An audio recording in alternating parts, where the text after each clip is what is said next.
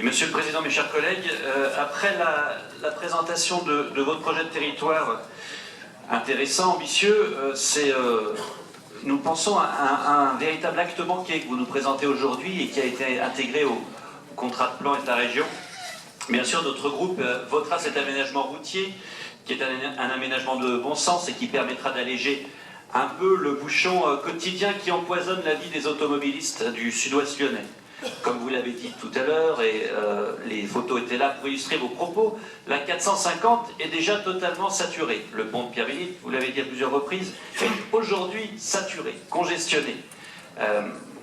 Nous regrettons vivement le manque d'ambition de cette opération qui ne résoudra finalement qu'une partie minime des difficultés. On est bien loin du projet d'aménagement présenté il y a déjà une dizaine d'années par l'État, dans lequel nous fondions énormément d'espoir. Ce projet qui a été déclaré d'utilité publique, on se souvient tous dans notre commune d'avoir participé à l'enquête publique.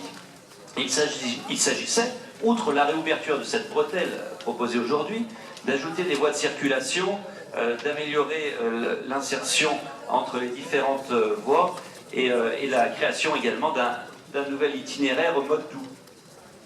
Malheureusement, l'État avait placé cette opération comme première priorité à son programme de modernisation des itinéraires routiers, PDMI, et avait fléché 28 millions d'euros, ce qui correspondait à un très gros pourcentage de l'opération globale qui s'élevait à 35 millions d'euros. Voilà. Il ne manquait pour débuter les travaux qu'une participation des collectivités locales pour financer notamment l'itinéraire mode doux, à savoir la région Rhône-Alpes de l'époque, et donc la métropole. Cette participation était chiffrée à 7 500 000 euros.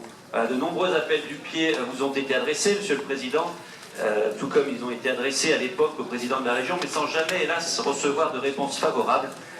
Des appels notamment formulés par le député de la circonscription concernée, à savoir Michel Thérault.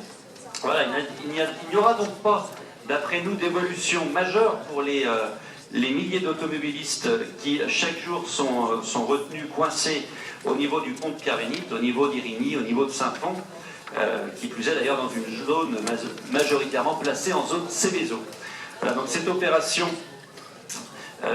eh bien, au rabais est une bien mauvaise nouvelle pour les habitants du sud-ouest lyonnais, mais également pour les entreprises du secteur qui comptaient énormément sur cette opération pour améliorer leur quotidien. Je vous remercie.